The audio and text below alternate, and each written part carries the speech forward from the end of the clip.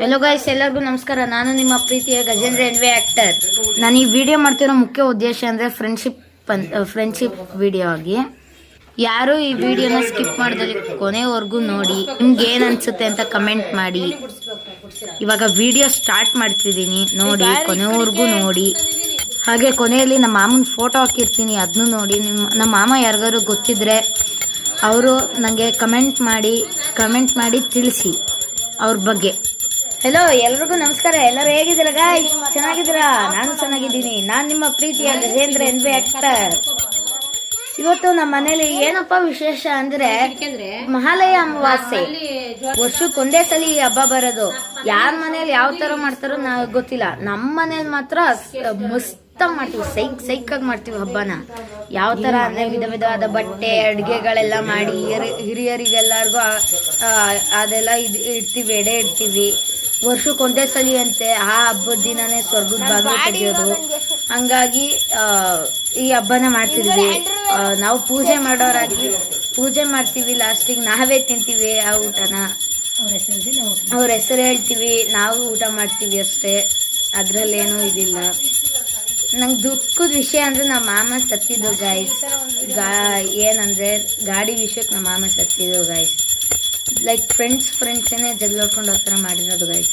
Like ನಂಗೆ ಆ ಥರ ಇದು ವಿಷಯ ಹೇಳಪ್ಪ ಅಂದರೆ ನನಗೆ ಕಣ್ಣಲ್ಲೆಲ್ಲ ನೀರು ಬರುತ್ತೆ ಗಾಯ್ಸ್. ಆ ಥರ ನಮ್ಮ ಮನೆಯವರೆಲ್ಲರೂ ನಮ್ಮ ಮಾಮ ಸತ್ತಿರ್ಬೋದು, ನಮ್ಮ ಮನೆಯವ್ರ ಪರ. ಆದರೆ ನನಗಿನ್ನೂ ಅಲೈವ್ ಆಗಿದ್ದಾರೆ, ಇನ್ನೂ ಬದುಕಿದ್ದಾರೆ ನಮ್ಮ ಮಾಮ. ನನ್ನ ಸುತ್ತಮುತ್ತನೇ ಓಡಾಡ್ತಿದ್ದಾರೆ ಅನಿಸುತ್ತೆ ನನಗೆ.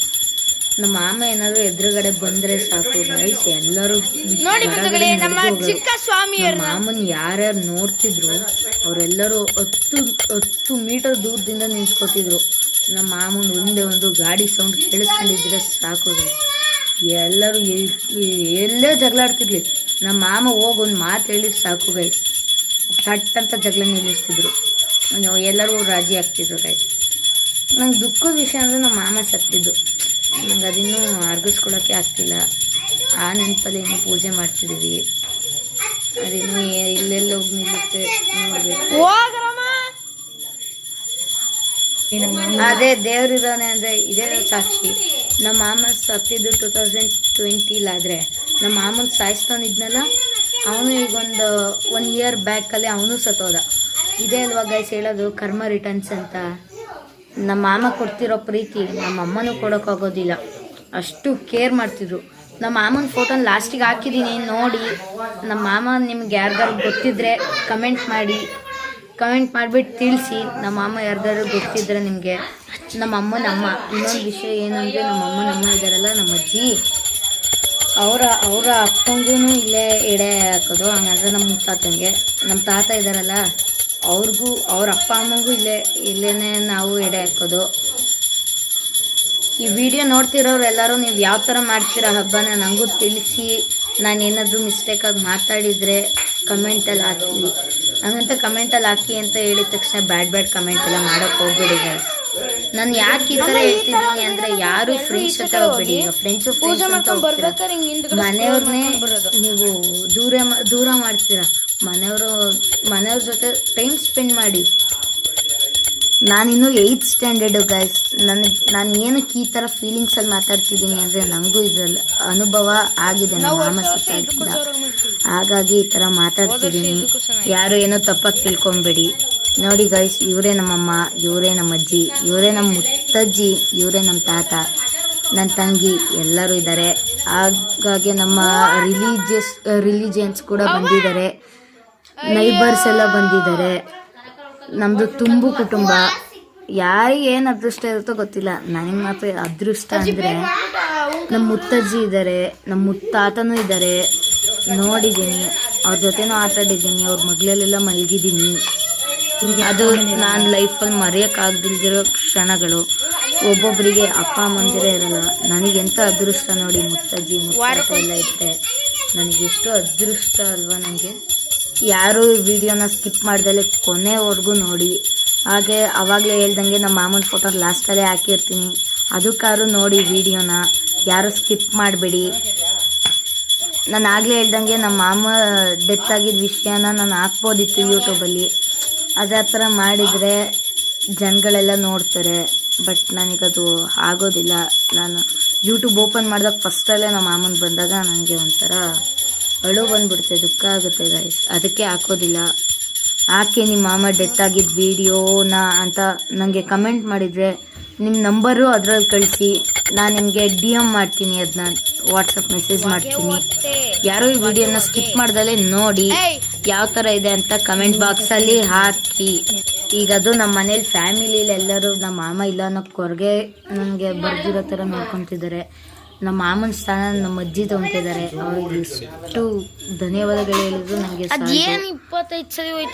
ಎಲ್ಲರೂ ಹೇಳ್ತಿರ್ತಾರೆ ಹೆತ್ತ ತಾಯಿ ಋಣ ತೀರ್ಸಕ್ಕಾಗಲ್ಲ ಅಂತ. ನನಗೆ ಏನು ಅದೃಷ್ಟ ಅಂದರೆ ನಮ್ಮ ಅಮ್ಮನ ಋಣನೂ ತೀರ್ಸಕ್ಕಾಗಲ್ಲ, ನಮ್ಮ ಅಜ್ಜಿ ನಾನು ನಿಮ್ಮಲ್ಲಿ ಕೇಳ್ಕೊಳ್ಳೋದು ಇಷ್ಟೇ, ಫ್ರೆಂಡ್ಶಿಪ್ ಮಾಡ್ತೀರಾ ಮಾಡಿ, ಅದು ಒಳ್ಳೆಯವ್ರ ಜೊತೆ ಮಾಡಿ, ಕೆಟ್ಟ ಸವಾಸ ಮಾಡಬೇಡಿ. ಈಗ ಪೇರೆಂಟ್ಸ್ಗಳೆಲ್ಲ ಹೇಳ್ತಿರ್ತಾರೆ ಇನ್ಸ್ಟಾಗ್ರಾಮು ಫೇಸ್ಬುಕ್ ಎಲ್ಲ ಯೂಸ್ ಮಾಡಬೇಡ, ಎಕ್ಸ್ಪೆಷಲಿ ಚಿಕ್ಕ ಮಕ್ಕಳಿಗೆ. ಇದು 7th 8th ಇರ್ತಾರಲ್ಲ ಅವರಿಗೆ, ನನ್ನ ಏಜ್ ಅವ್ರಿಗೆ ಹೇಳ್ತಿರ್ತಾರೆ ಇನ್ಸ್ಟಾಗ್ರಾಮ್ ಯೂಸ್ ಮಾಡಬೇಡ ಅಂತ. ಅದು ಇನ್ಸ್ಟಾಗ್ರಾಮಲ್ಲಿ ಒಳ್ಳೇದು ಇರುತ್ತೆ ಕೆಟ್ಟದ್ದು ಇರುತ್ತೆ. ಆದಷ್ಟು ಇನ್ಸ್ಟಾಗ್ರಾಮ್ನ ಅವಾಯ್ಡ್ ಮಾಡಿ ಅಂತ ಕೇಳ್ಕೊತಿದ್ದೆ, ಇನ್ಸ್ಟಾಗ್ರಾಮ್ ಫೇಸ್ಬುಕ್ನ. ಆದರೂ ಗೂಗಲ್ ಅಂತ ಹೆಸರು ಬಂದರೆ ಬರೀ ಓದೋದಕ್ಕೆ ಮಾತ್ರ ಇರೋದದು. ಅದು ಕೆಟ್ಟದ್ದು ತೋರಿಸುತ್ತೆ, ಒಳ್ಳೇದು ತೋರಿಸುತ್ತೆ. ಬಟ್ ನಾವು ಒಳ್ಳೆ ದಾರಿಲಿ ನಡಿಬೇಕು. ದೇವ್ರು ಎಲ್ಲರಿಗೂ ಒಳ್ಳೆ ಬುದ್ಧಿನೇ ಕೊಟ್ಟಿರ್ತಾನೆ. ಆದ್ರೆ ಮನುಷ್ಯರು ಮಾತ್ರ ಕೆಟ್ಟ ಬುದ್ಧಿ, ಕೆಟ್ಟ ಸವಾಸ ಎಲ್ಲ ಮಾಡ್ಕೊಂತಾರೆ. ಇನ್ನೊಮ್ಮೆ ಕೇಳ್ಕೊತಿದ್ದೀನಿ, ಯಾರು ಫ್ರೆಂಡ್ಶಿಪ್ ಮಾಡಕ್ ಹೋಗ್ಬಿಡಿ, ಮಾಡಿದ್ರು ಒಳ್ಳೆಯವ್ರನ್ನ ಮಾಡಿ.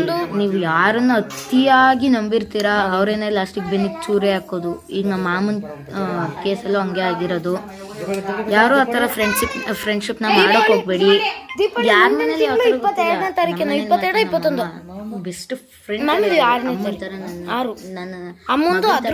ಮಾಡೋದೇ ಇಲ್ಲ, ಲೈಕ್ ಬೆಸ್ಟ್ ಫ್ರೆಂಡ್ ತರ ಟ್ರೀಟ್ ಮಾಡ್ತಾರೆ ಅವರು. ಎಲ್ಲರಲ್ಲೂ ಕೇಳ್ಕೊಳ್ಳೋದು ಒಂದೇ, ಅಮ್ಮನ್ಕಿಂತ ಫ್ರೆಂಡ್ಸ್ ಬೇಕಾ ಗೈಸ್ ನಿಮ್ಗೆ?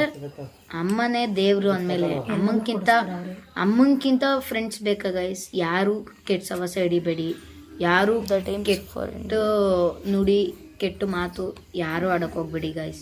ಇದು ನಾನು ದಯಮಾಡಿ ನಿಮ್ಮ ಕೈ ಮುಗಿದು ಕೇಳ್ಕೊಳ್ತಿದ್ದೀನಿ, ಯಾರು ಆ ಥರ ಸವಾಸ ಮಾಡ್ಕೊಳ್ಬೇಡಿ. ತಂದೆ ತಾಯಿಗೆ ಒಳ್ಳೆ ಹೆಸರು ಉಳಿಸಿ. ನೀವು ಮಕ್ಳುಗಳು ಹಾಳಾದರೆ ತಂದೆ ತಾಯಿಗಳು ಏನು ಮಾಡೋಕ್ಕಾಗುತ್ತೆ ಗೈಸ್? ಅದಕ್ಕೆ ಕೇಳ್ಕೊತಿದ್ದೀನಿ, ಮಕ್ಳುಗಳು ಹಾಳಾಗಬೇಡಿ, ಕೆಟ್ಟ ಸವಾಸ ಮಾಡಬೇಡಿ. ನಿಮ್ಮ ಜೀವಕ್ಕೋಸ್ಕರ, ನಿಮಗೋಸ್ಕರ ನಿಮ್ಮ ಮನೆಯವರೆಲ್ಲ ಕಾಯ್ತಿರ್ತಾರೆ.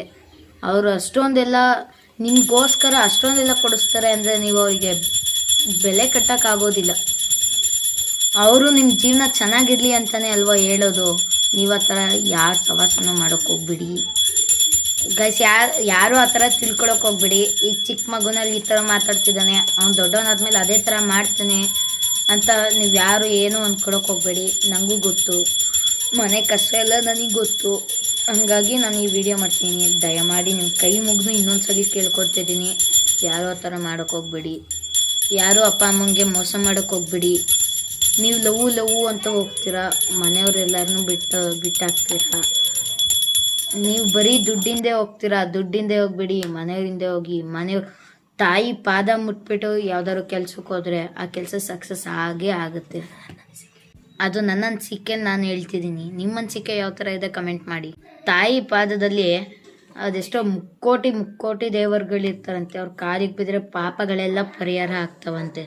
ನಿಮ್ಗೆ ಏನು ಅನಿಸುತ್ತೆ ಅಂತ ಕಮೆಂಟ್ ಮಾಡಿ ಗೈಸ್. ಎಲ್ಲರಿಗೂ ಇಷ್ಟ ಹೇಳ್ಬಿಟ್ಟು ನಾನು ಧನ್ಯವಾದಗಳನ್ನ ಕೋರ್ತಾ, ಥ್ಯಾಂಕ್ಸ್ ಎಲ್ಲರಿಗೂ. ಶುಭೋದಯ.